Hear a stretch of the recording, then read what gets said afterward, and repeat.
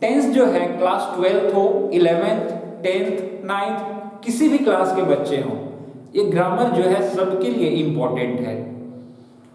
हो सकता है कि अभी 9th के बच्चे नहीं जुड़े हों, 8th के बच्चे नहीं जुड़े हों, 7th के बच्चे नहीं जुड़े हों, तो मेरा ये रिक्वेस्ट है कि जो लोग क्लास 12th में हैं, कंपटीशन में है, 11th में हैं, अगर उनके छोटे भाई बहन हैं तो आप मुझसे सीख करके अपने घर में आप उन्हें भी सिखा सकते हो। और अगर यदि आप ऐसा करते हो तो ये मेरे लिए बहुत ही अच्छी बात होगी। कहते हैं ना कि ज्ञान बांटने से ही बढ़ता है। आप जितना ज्ञान बांटोगे उतना ज़्यादा नॉलेज आपकी बढ़ेगी। सो ये एडवाइस मेरा आप लोग जरूर मानो दैट कि हम लोग जितना ज्ञान बांटेंगे उतना ज़्यादा हम लोग सीखेंगे। टेंस में अभी तक मैंने आप लोगों को पहचान का नियम सिखाया था। क्या सिखाया था? पहचानने का नियम। किस तरह से? क्रिया के घटना के अनुसार मैंने 5 पॉइंट्स बताए थे। द फर्स्ट पॉइंट वाज कि यदि कोई क्रिया हमारा हैबिट हो, रेगुलरली कर रहे हो, रिपीटेडली कर रहे हो, तो हम उसे सिंपल प्रेजेंट टेंस में व्यक्त करते हैं। दूसरा मैंने बताया था जो भी दुनिया के सांसारिक सत्य हैं, प्रिंसिपल हैं, वो सारे के सारे किसमें व्यक्त किए जाते हैं? सिंपल प्रेजेंट टेंस में व्यक्त किए जाते हैं। अब आप लोग सोच रहे होंगे कि सर इससे हम वाक्य का निर्माण कैसे कर सकते हैं?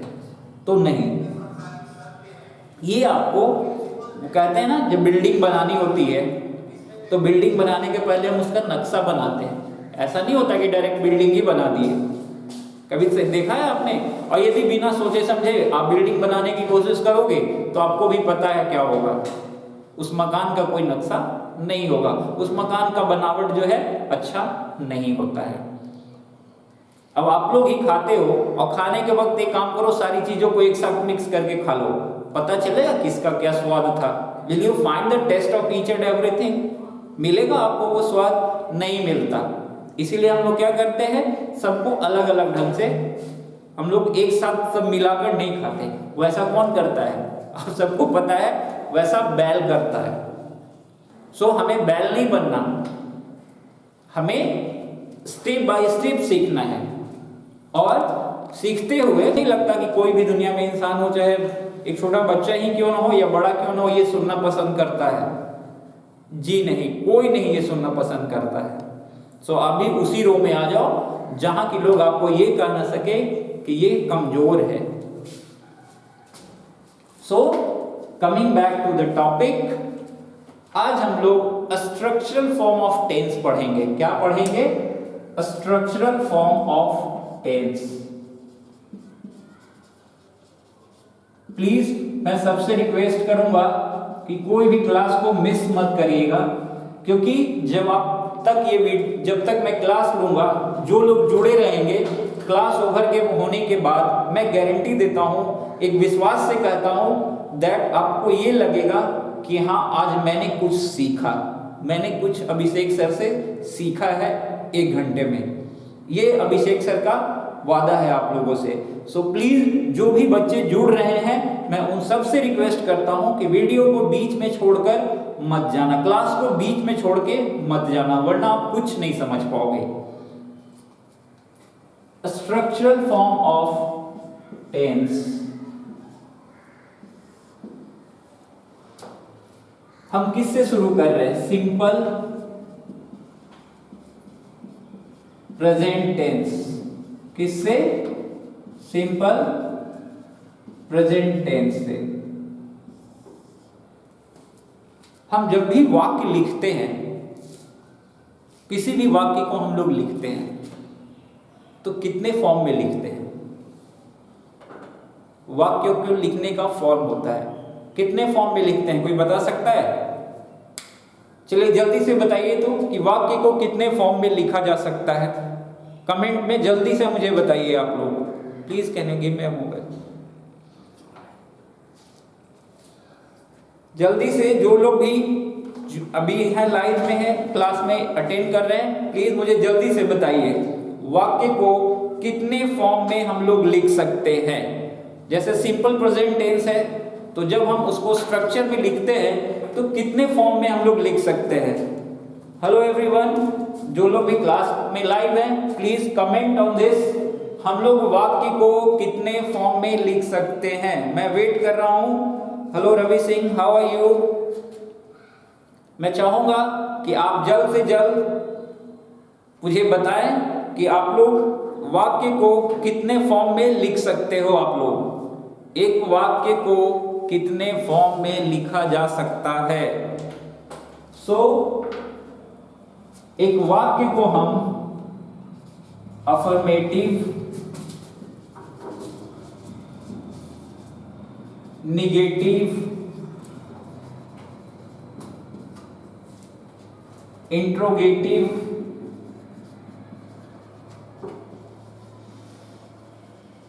और इंट्रोगेटिव निगेटिव, ये 4 फॉर्म में हम लोग लिखते हैं। कितने फॉर्म में लिखते हैं? 4 फॉर्म में लिखते हैं। अब ये चारों के स्ट्रक्चर अलग अलग होते हैं और जब हम किसी चीज को बोलते हैं तो पहले वाक्य बोलते हैं, तब हमें टेंस का पता चलता है। अगर पहले हम वाक्य ही ना बोलें तो टेंस का पता कैसे चलेगा? तो इसलिए सबसे पहला जो स्ट्रक्चर होता है वो अफर्मेटिव का होता है। किसका होता है?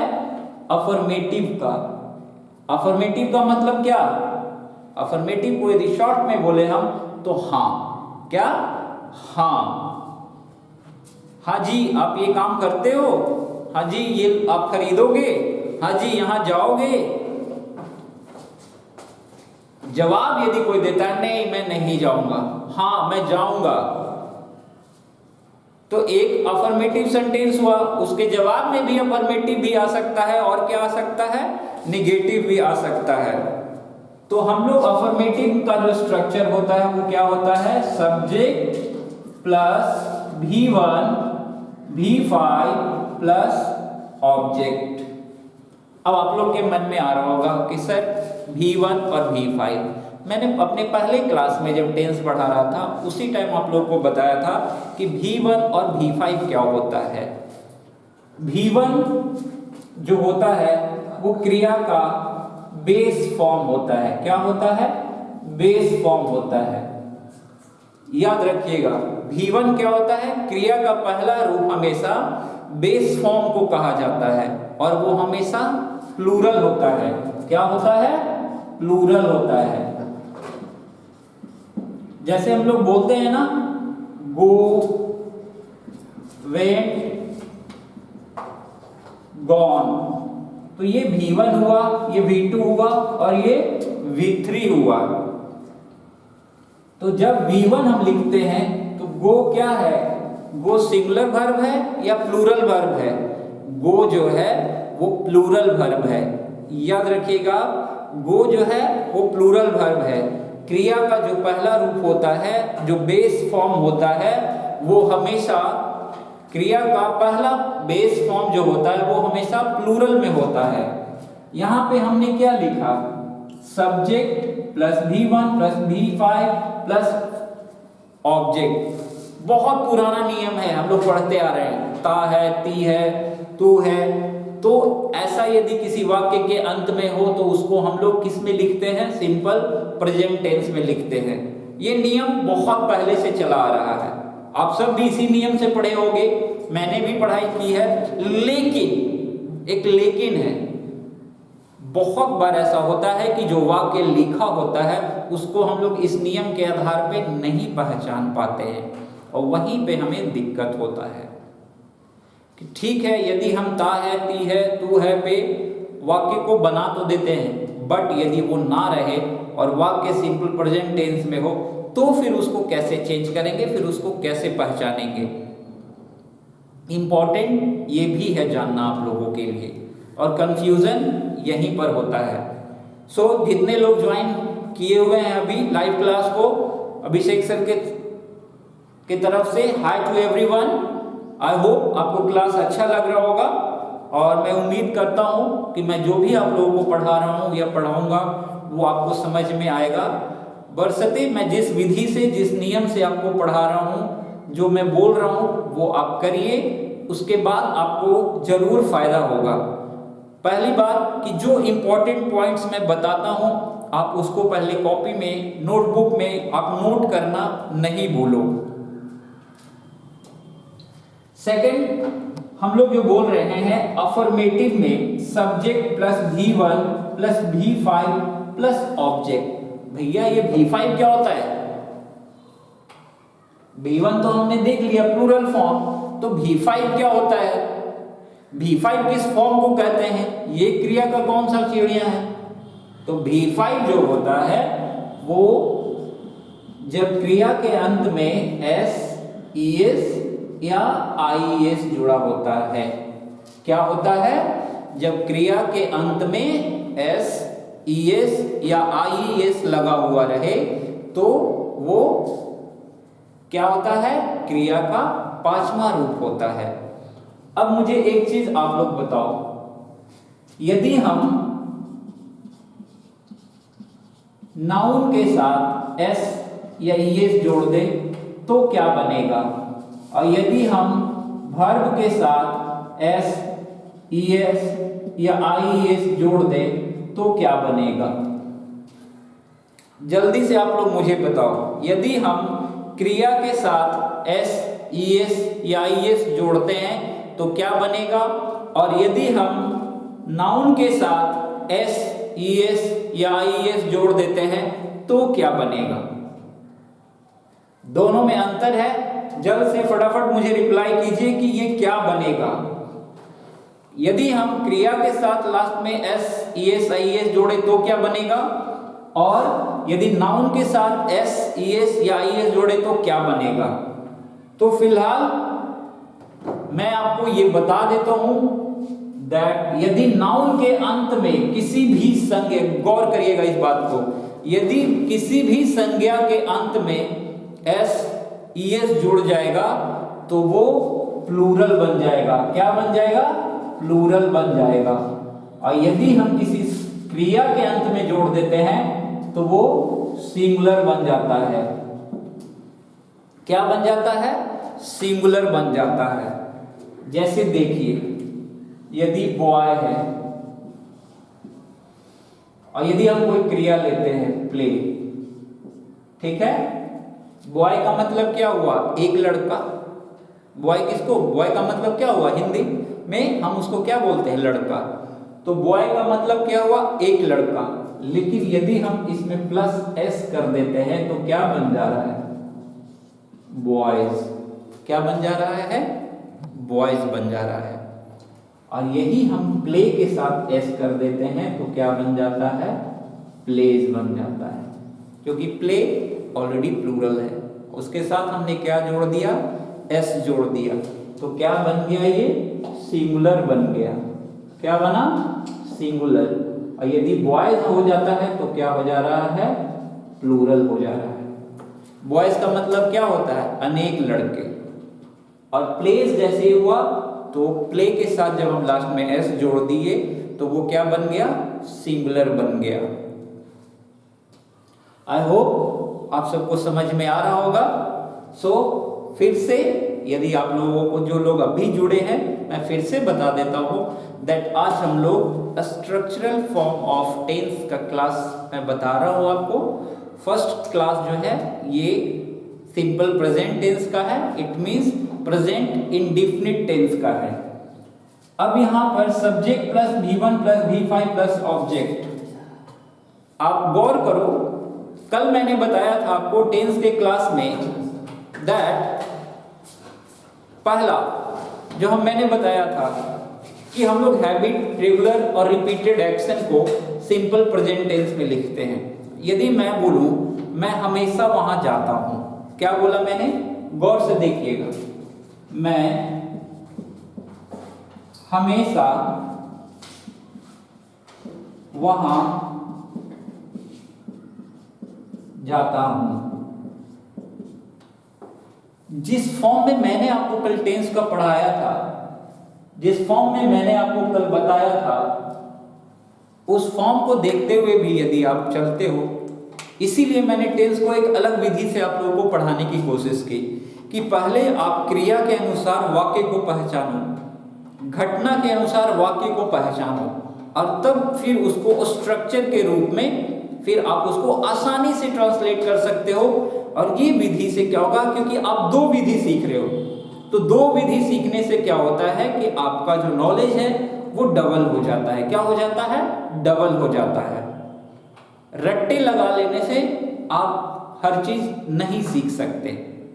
उसके लिए आपको basic knowledge, conceptual knowledge, plus आपको उसके बारे में एक प्रॉपर आइडिया भी होना चाहिए।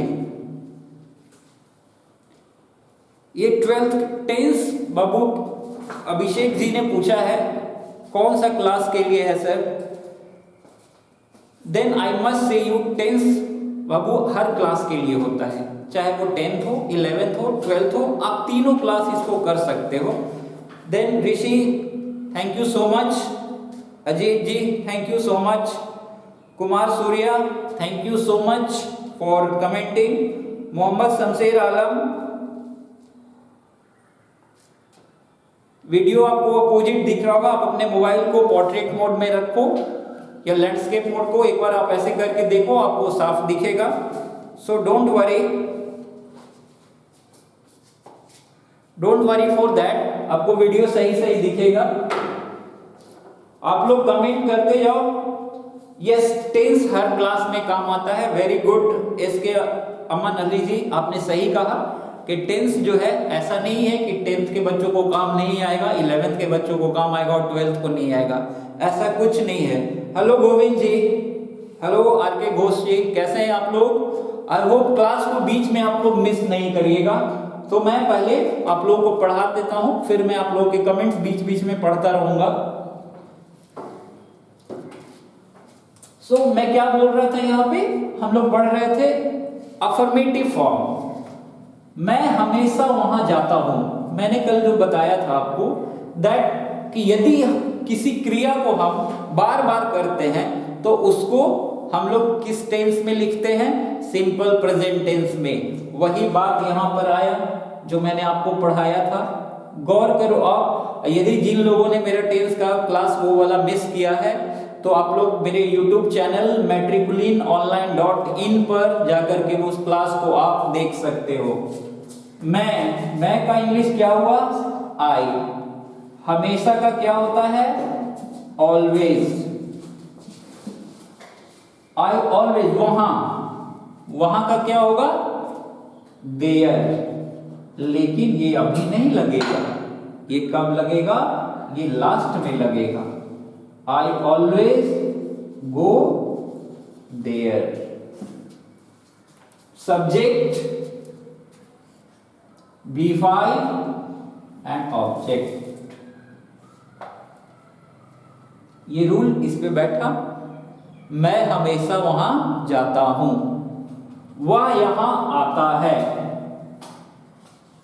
वह यहां आता है। क्या बोला मैंने? वह यहां आता है। इसका क्या होगा? कोई बता सकता है? वह यहां आता है, वह का क्या होगा? ही। यहां आता है, आना का क्या होगा? कम्स। क्योंकि क्या है? Subject plus verb, V1 plus V1 V5 और ऑब्जेक्ट। He comes here. एक और चीज आप लोग याद रखिएगा, यदि हम बात करते हैं प्लूरल का तो आई, वी, यू, दे, ये सब प्लूरल है। क्या है? प्लूरल है। आई, वी, यू, दे, याद रखिएगा।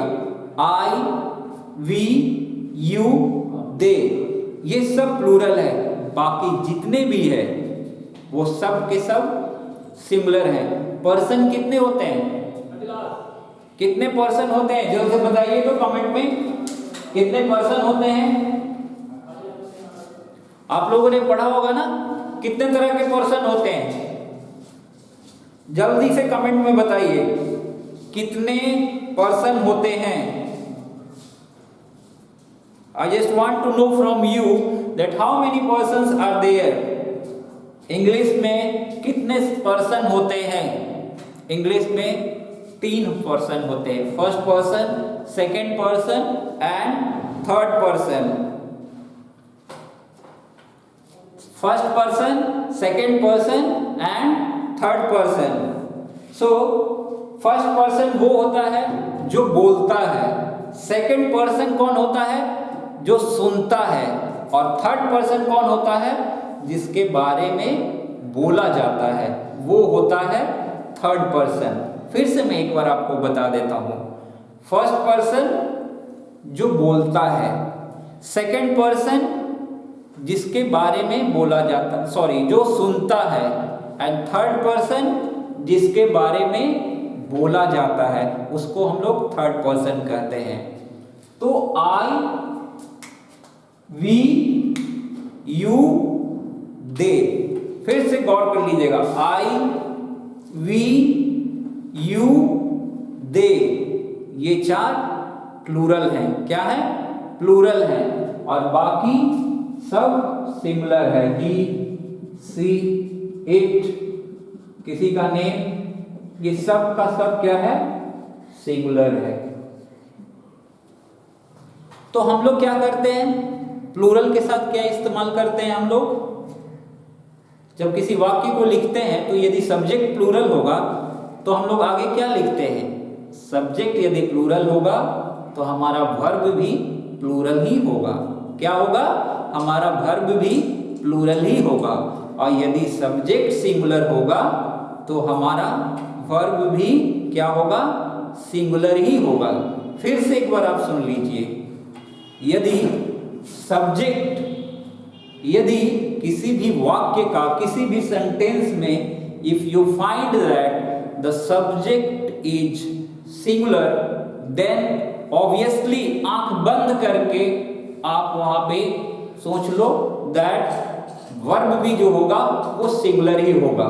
और यदि सब्जेक्ट प्लूरल है तो बिल्कुल कोई टेंशन नहीं लेना है, किसी भी तरह का कोई हेजिटेशन नहीं, बस सीधा उसके आगे क्या लगाना है? हमें प्लूरल वर्ब का ही इस्तेमाल करना है। और सिंगुलर सब्जेक्ट और प्लूरल सब्जेक्ट वो मैंने आपको बता ही दिया।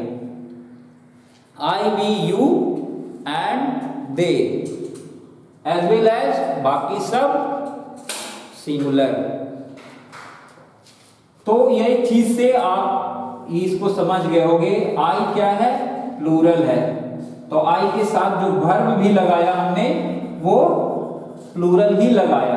मैंने आपको बताया ना यहाँ पे कि यदि किसी क्रिया के साथ, यहाँ पे देखिए आप, मैंने बताया है कि यदि किसी क्रिया के अंत में हम एस, ईएस या आईएस लगा देते हैं, क्या लगा देते हैं? भैया एक बात आप लोग ध्यान रखना, कहीं इसमें कंफ्यूजन मत कर जाना। बहुत बच्चे कंफ्यूज कर जाते हैं कि नाउन के अंतिम में एस रहेगा तो सिंगुलर होगा, कि वर्ब के अंतिम में एस होगा तो सिंगुलर होगा। तो इसमें कंफ्यूज मत कर जाना, इसलिए गौर से फिर से एक बार सुन लो।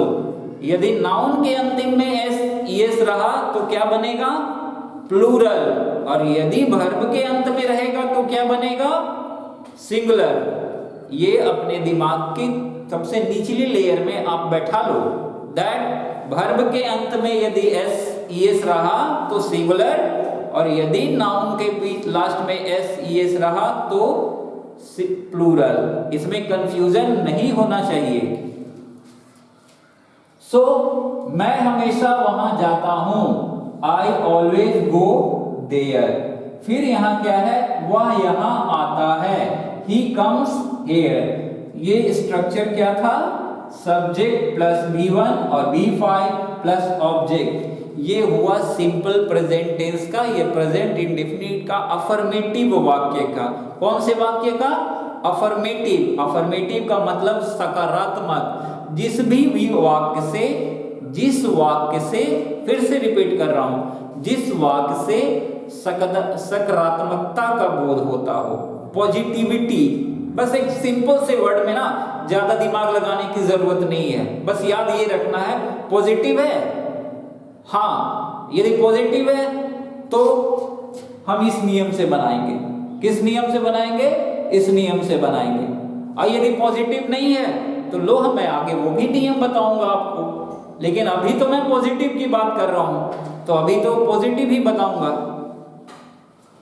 और आप लोग भी पॉजिटिव मन से ही सीखो, नेगेटिव मन से सीखोगे तो कुछ नहीं सीख पाओगे।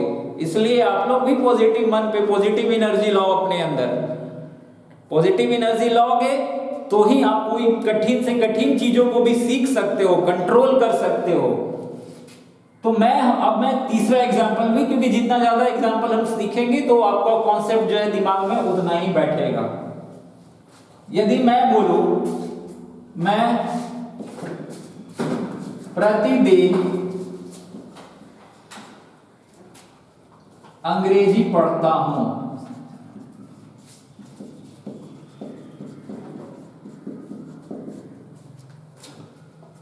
मैं प्रतिदिन अंग्रेजी पढ़ता हूं। सो डेफिनेशन भी हिंदी में लिखवा दीजिए सर। किस चीज का डेफिनेशन मनीष जी आप बताइए मुझे, आप बताइए क्लियर, तो मैं लिखवाऊंगा। आप लोग जो बोलेंगे वैसा ही मैं पढ़ाने की कोशिश करूंगा। और थोड़ी सी टेक्निकल प्रॉब्लम की वजह से वीडियो क्लियर नहीं आ रहा है आप लोगों के पास। So I am so sorry Manish ji. Kumar Surya, thank you so much for comment. I hope you are enjoying the class, आपको क्लास अच्छा लग रहा होगा। सो थोड़ा सा बीच में मैं देख पा रहा हूँ कि पिक्चर क्लियर नहीं आ रहा है आप लोग के पास। So I am so sorry for that. थोड़ा वेट कर लेते हैं, माइट भी थोड़ी देर में पिक्चर क्लियर हो जाएगी। हाँ मनीष जी, मैं देख रहा हूँ, दिख नहीं रहा है आप लोगों को, ये मैं भी खुद भी देख पा रहा हूँ। हम लोग कोशिश कर रहे हैं कि जल्द से जल्द अच्छे कैमरास और इंस्ट्रूमेंट्स अवेलेबल हो जाए, सो दैट आप लोगों को ये जो बीच बीच में प्रॉब्लम होते हैं और बच्चे जुड़ जाते हैं और फिर जैसे ही ये धुंधला दिखाई देता है बच्चे फिर छूट जाता है क्लास उनका, उससे मुझे भी कठिनाइयाँ होती हैं। तो I am really feeling sorry for that. और मैं अभी भी देख पा रहा हूँ कि अभी भी पिक्चर पूरा क्लियर नहीं आ रहा है।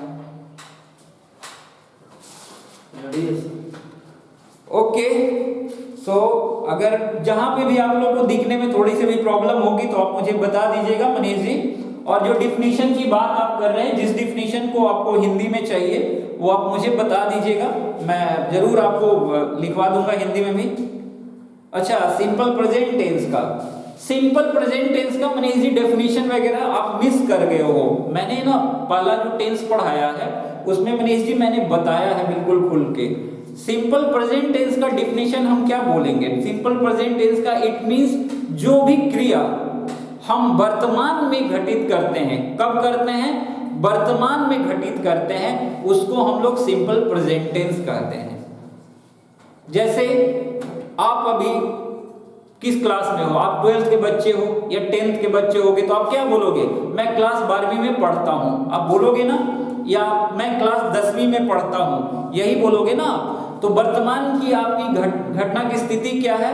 स्थिति ये है कि आप क्लास 12वीं में पढ़ते हो।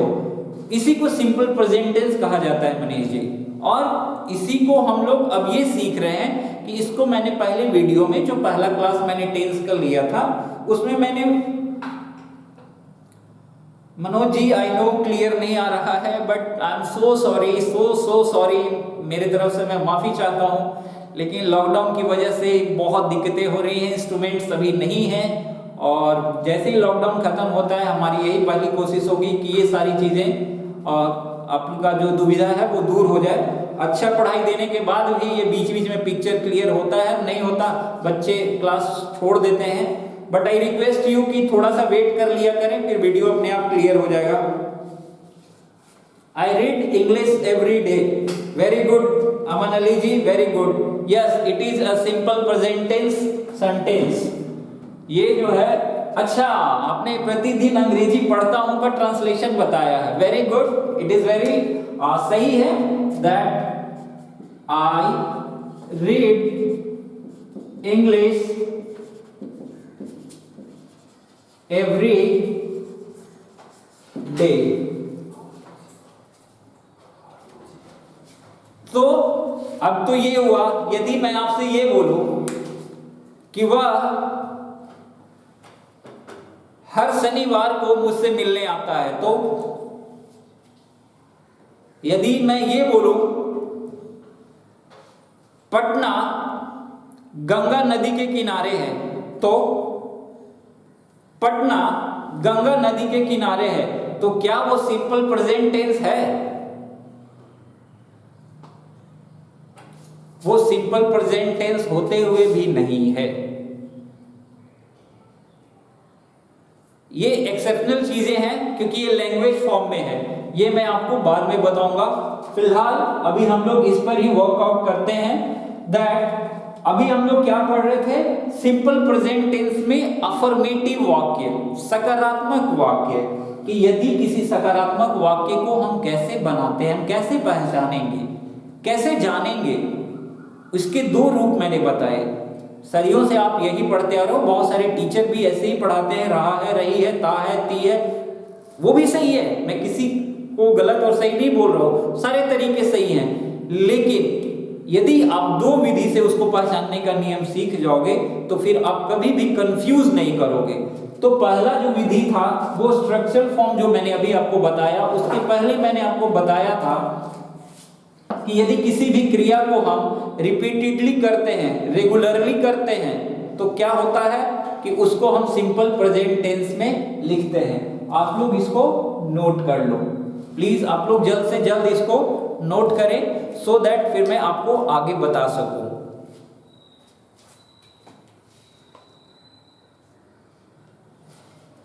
जल्दी से नोट कर लें। क्या आप लोगों को दिख रहा है? यदि नहीं दिख रहा होगा तो भी आप मुझे प्लीज जरूर बताइएगा, क्योंकि यदि मैं पढ़ाऊं और आप सीख नहीं पाओ तो फिर ये मेरे लिए फायदा नहीं होगा, मेरा मेहनत बेकार जाएगा। मैं मेहनत करता हूं आपके लिए, आपको सिखाने के लिए, और यदि आप ही नहीं सीखोगे तो फिर मेरी सारी मेहनत बेकार जाएगी। सो अब हम लोग आगे बढ़ते हैं। आप लोग कमेंट करिए, आप लोग कमेंट करिए और लाइक भी करते रहिए, इसको शेयर भी करिए। और जो बच्चे भी नहीं जुड़े हैं उनसे भी रिक्वेस्ट है कि आप लोग जुड़ो और अभिषेक सर से इंग्लिश पढ़िए। और आपका जो क्लास का सिलेबस जो बहुत पीछे चल ऑलमोस्ट हो ही गया है, क्योंकि अभी आप घर पे हो, खाली समय है अभी, इसको अच्छे से यूज करिए। जो कमजोर विषय है उसको मजबूत करिए, जो प्रॉब्लम है उसको सॉल्व करिए। और सीखने का कोई भी समय, याद रखिएगा, सीखने का कोई भी समय बर्बाद नहीं करना चाहिए। याद रखिएगा, प्रकृति में यदि अभी आम आया हुआ है तो उसके पकने की जो क्रिया है वो किसी और चीज की वजह से रुकेगी नहीं। वो आम को जब पकना है तो पकेगा ही अपने समय पर। आपको भी उसी तरह का बनना है कि आपको अपने आप को हर दिन मजबूत करना है। अब वो कैसे करेंगे? मेहनत से करेंगे, अच्छे से पढ़ के करेंगे, चीजों को ग्रैब करेंगे, जो नहीं ग्रैब होता उसको फिर से पुनः उस पर मेहनत करेंगे। सो फर्स्ट फॉर्म हम लोगों ने पढ़ा subject plus V1 plus V5 plus object. अब देखिए एक चीज, इसी का दूसरा फॉर्म क्या है? वो है निगेटिव। क्या फॉर्म है? निगेटिव फॉर्म है। तो निगेटिव फॉर्म में हम क्या लिखते हैं इसको? निगेटिव फॉर्म में हम subject plus do does plus not plus V1 plus object. I just want to know, मैं ये जानना चाहता हूं कि डू सिंगुलर है या डज सिंगुलर है? आप जल्दी से बताएं, डू सिंगुलर है या डज सिंगुलर है? दोनों में कौन सा सिंगुलर है? डू को सिंगुलर कहते हैं या डज को सिंगुलर कहते हैं? जल्दी से बताइए, विच इज सिंगुलर, डू और डज? कमेंट में, कमेंट बॉक्स में आप लोग जल्दी से बताइए, मैं वेट कर रहा हूं। दैट डू इज सिंगुलर और डज इज सिंगुलर, दोनों में सिंगुलर कौन है?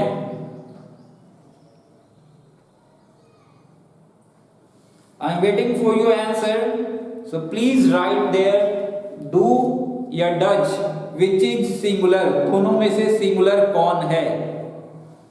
आप सबको मैं बता दे रहा हूं दैट डू प्लूरल है और डज सिंगुलर है। क्या do, yes Manish ji, does is singular and do is plural. Do का प्रयोग हमेशा प्लूरल सब्जेक्ट के साथ होता है। किसके साथ होता है? प्लूरल सब्जेक्ट के साथ होता है। और डज का प्रयोग हमेशा सिंगुलर के साथ होता है। डू हमेशा किसके साथ होगा? प्लूरल सब्जेक्ट के साथ होगा। किसके साथ? प्लूरल सब्जेक्ट के साथ। और डज हमेशा सिंगुलर सब्जेक्ट के साथ होगा। किसके साथ होगा? सिंगुलर सब्जेक्ट के साथ होगा। अब ये दोनों तो साथ साथ हैं, लेकिन बेचारा दोनों अलग अलग सब्जेक्ट के साथ लगता है। यहां दोनों साथ हैं लेकिन फिर दोनों बिछड़ जाते हैं। एक चला जाता है प्लूरल के साथ और एक चला जाता है सिंगुलर के साथ। दोनों के रास्ते अलग अलग हो जाते हैं। अब इससे जुड़े वाक्य जब हम लोग बनाते हैं तो मैं बोलता हूं मुझे अंग्रेजी नहीं आता है। क्या? मुझे अंग्रेजी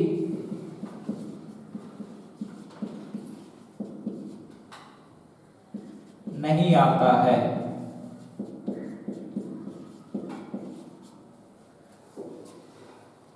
क्या बनेगा इसका? मुझे का हम क्या बनाएंगे? आई। भैया ये तो सब्जेक्ट हो गया आई। आई सिंगुलर है या प्लूरल है? बताया ना मैंने यहां पर, क्या बताया? आई क्या है? प्लूरल है। तो जब ये प्लूरल है तो इसके साथ जो वर्ब लगेगा वो भी कौन सा लगेगा? ये क्योंकि निगेटिव में है, पहला तो गौर करना आपको कि निगेटिव में है। तो जो हेल्पिंग वर्ब है डू या डज, दो तरह से होता है। हेल्पिंग वर्ब का काम करता है और ये क्वेश्चन वर्ड्स भी होते हैं। तो डू या डज में कौन लगेगा? जब आई प्लूरल है तो यहां पे प्लूरल कौन है? डू है, तो कौन सा लगेगा? डू। तो आई डू नॉट, या डू नॉट की जगह हम कहते हैं don't. I do not know, know का मतलब जानना। I do not know English. बन गया? बड़ा सिंपल था। सिंपल कैसे बना? आपको इसका बेसिक आना चाहिए कि यदि सब्जेक्ट में आई है, आई प्लूरल है, इसलिए हम वहां पे प्लूरल लगाएंगे। Oh sorry, I do not know English. अब अगर मैं आई के जगह यहां यह कर दूं कि वह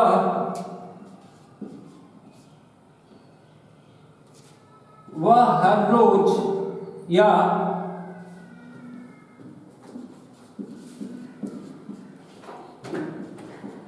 वह मेरे पास नहीं आता है।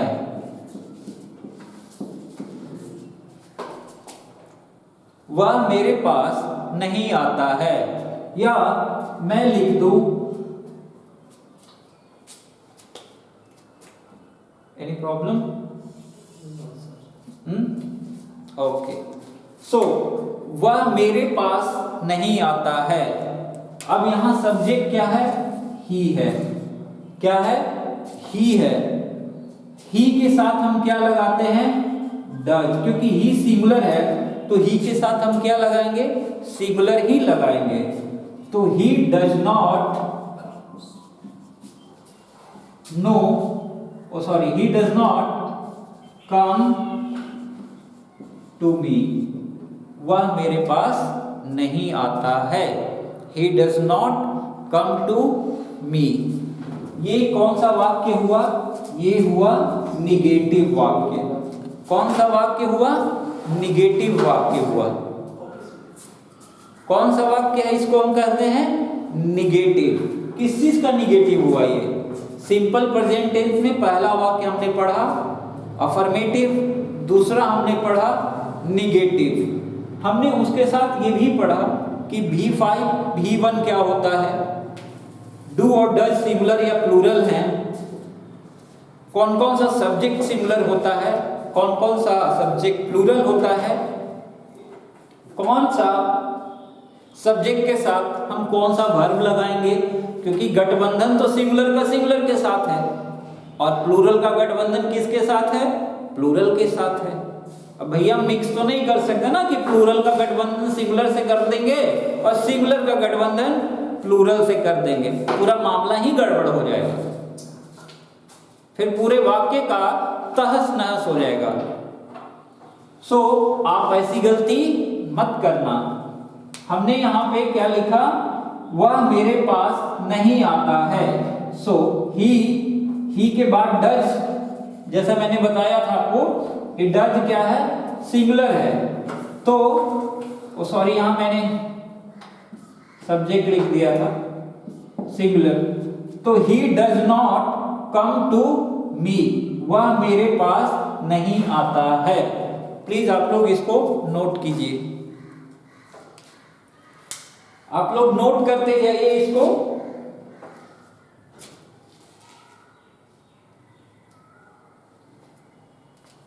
मनीष, मैं अल्टरनेट आता हूं और कभी मैं मंडे वेडनेसडे फ्राइडे को आपको 11:15 बजे या 11 बजे आता हूं इंग्लिश लिटरेचर लेने, और डेली 4:15 बजे मैं आता हूं इंग्लिश ग्रामर पढ़ाने के लिए आप लोगों को, for each and every class. So आप अटेंड कर सकते हैं और जितने बच्चे हैं जल्द से जल्द इस पे जुड़ जाएं, सो दैट कि आगे हम लोग और आगे बता सकूं मैं आपको अच्छे से। नाउ हम लोग इंट्रोगेटिव का देखेंगे कि इंट्रोगेटिव में क्या होता है।